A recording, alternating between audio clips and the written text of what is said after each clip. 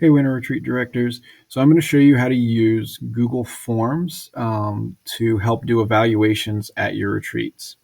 So in order to get to Google Forms, you're going to want to click on this New button right here, the big red one over on the left, and you're going to go down to More.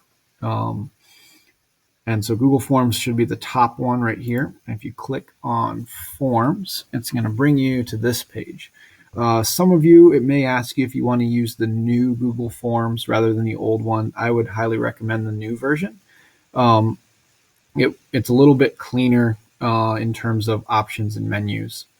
So when you title your form, so we'll just title it eval, and you can click up here and it'll automatically populate the title that you plugged in here up here.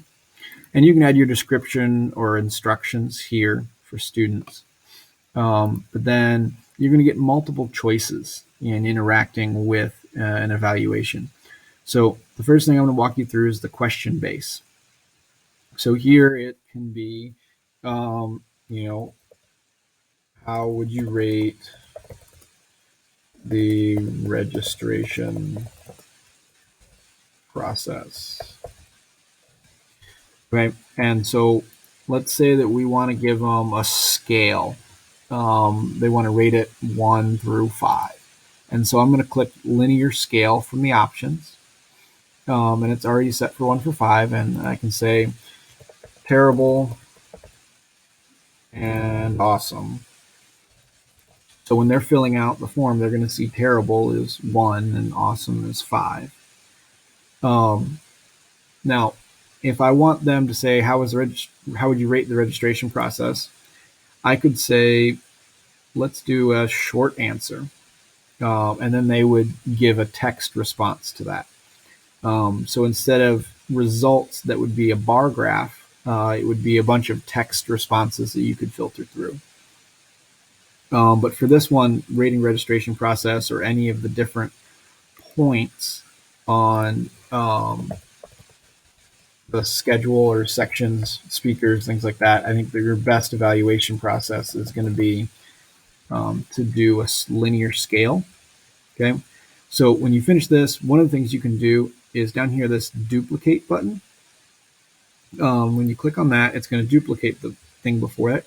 So you can keep your terrible and awesome and linear scale model question, and you just change what this says up here. So how would you rate the MCs? And so as long as you're doing linear questions or linear scale questions, you can continue to hit duplicate. So in that process, that's kind of how linear scale ones work, and that's probably the most common question type that you'll use. Now, if you want to do a different type of question, you have your options over here that kind of follow where you are on the screen. So if I want to add a question, I'm going to click that. So I can do a multiple choice. If you want to think about ways you can do that, the way I would do summer opportunities is actually check boxes. So opportunities you are interested in. We'll do a colon there. And then I can do like Boston Project. And then if I press enter, it'll automatically create a new line for me. And then you can say Puerto Rico Project. You can say East Asia Project. You can say South Africa Project. I would spell it out, but for the purpose of this video, we're going to abbreviate. And so you can list all these in here, and then students will be able to select multiple. If they're interested in everything, they can click everything. And so when you're going through and having them do this, you can then end up with results at the end that the project directors, you can send them the document that compiles all of these, and you can have Brian Smith see Boston Project.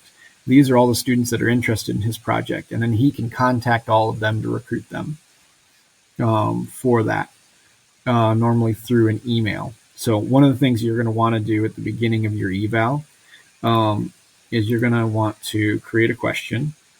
So here I created a question, it dropped here, but I want to make it come up here. So I'm just going to drag it up there. And I can say first and last name, and then I do short answer.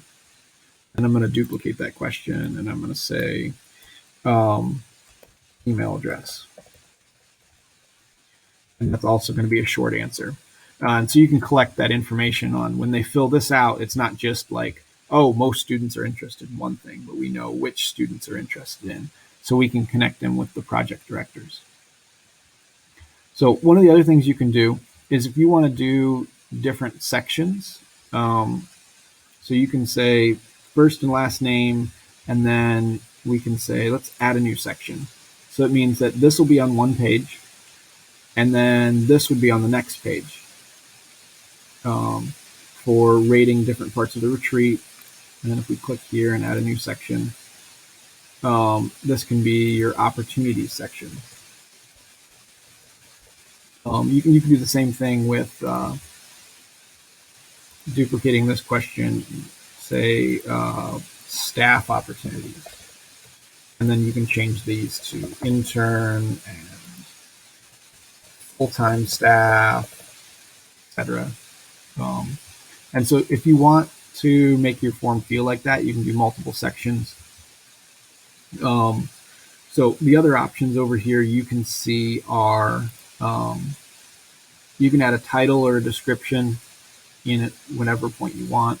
You can add an image if you want to do different pictures and things throughout the form, or a video, and that's your add section button. So that's kind of a brief intro to Google Forms. As always, I'm available to help walk you through this.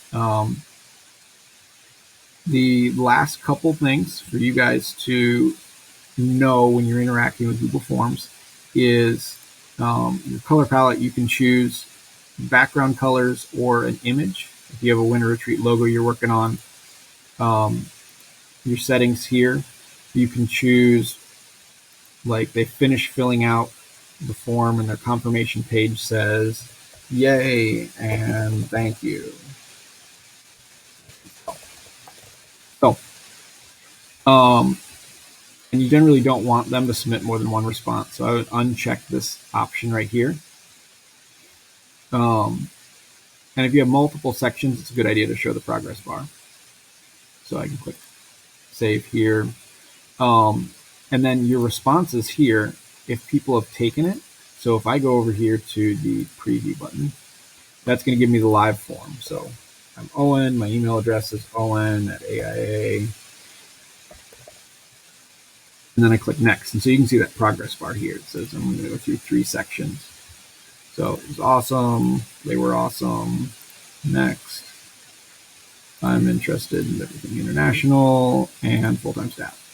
And then I'm going to submit. And it says yay and thank you for the eval.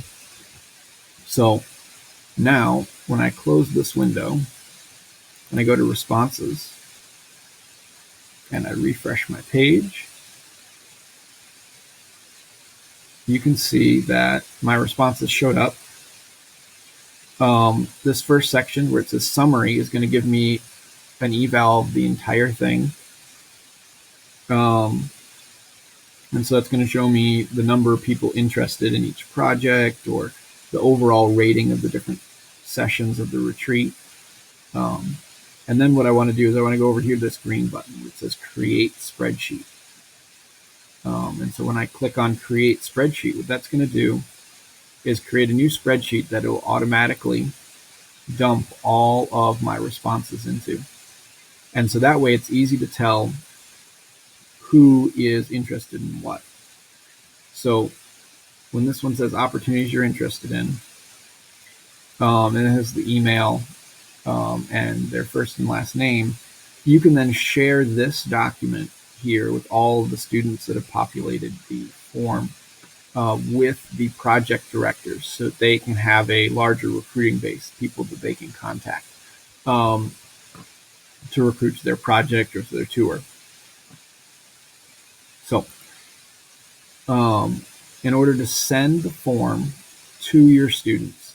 Generally, they have their email plugged in the registration form, and you can pull that in a report. And I'll show you guys how to do that in a different video.